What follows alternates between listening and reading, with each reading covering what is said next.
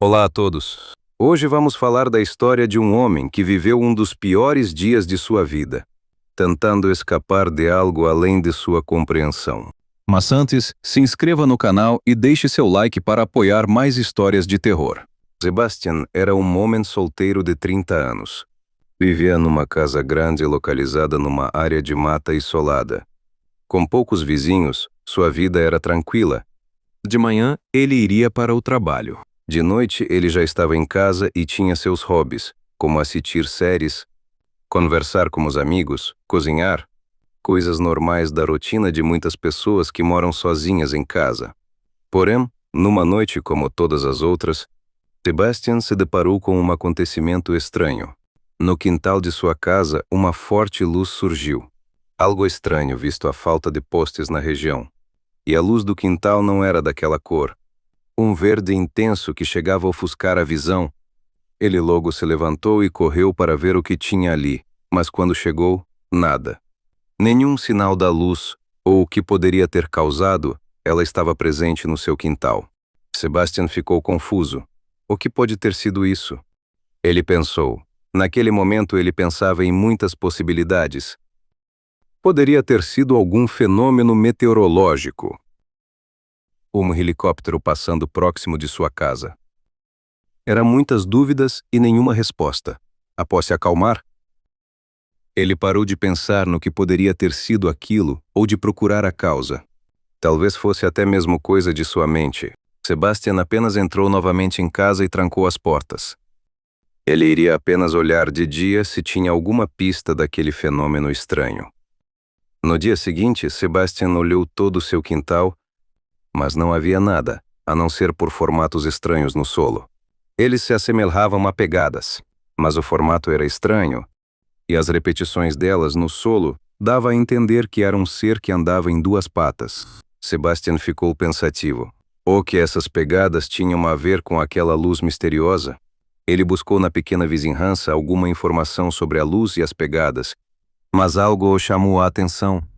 Um dos vizinhos citou que também viu uma forte luz que surgiu em sua casa, e logo depois sentiu batidas no teto, como se algo tivesse pulado em cima da casa e estivesse tentando entrar. Sebastian ficou assustado. Ele não sabia com o que estava lidando, mas era algo fora de sua realidade. E mais uma vez a noite chegou. Sebastian geralmente ficava no andar de baixo vendo séries, mas essa havia mudado para o andar de cima. De repente, Sebastian escutou uma movimentação estranha do lado de fora. Ele correu para a janela ver o que poderia ser aquilo, e para sua sorte ou decepção não havia nada.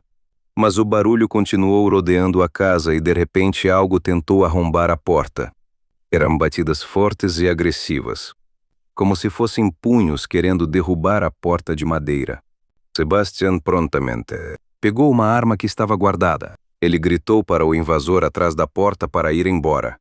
Um grito desesperado em plenos pulmões, a porta continuava sendo espancada de forma violenta. Sebastian não tinha mais opções. Ele gritou que estava armado e logo em seguida disparou contra a porta.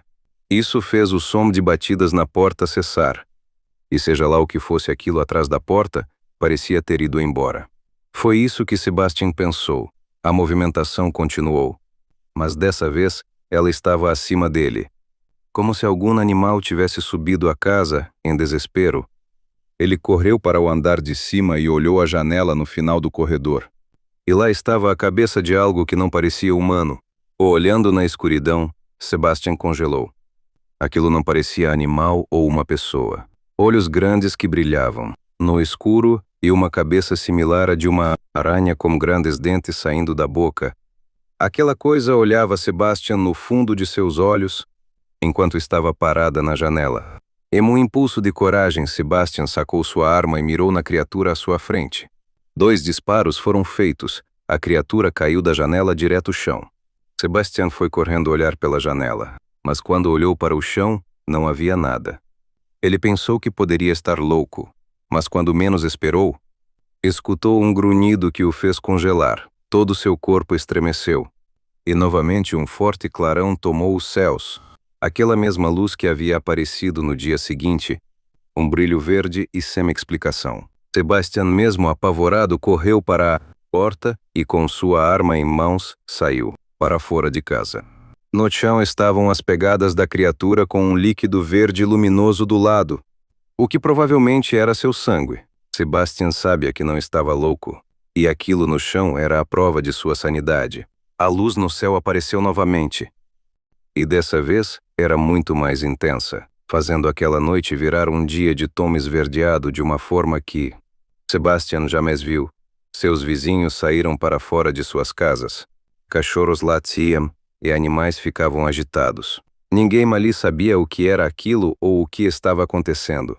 E Sebastian já não tinha mais compreensão do que via à sua frente. E após a forte luz surgir no céu, ela desapareceu sem deixar vestígios, como se nunca tivesse acontecido. Aquela noite foi preocupante e fez toda a pequena comunidade discutir sobre o que havia acontecido.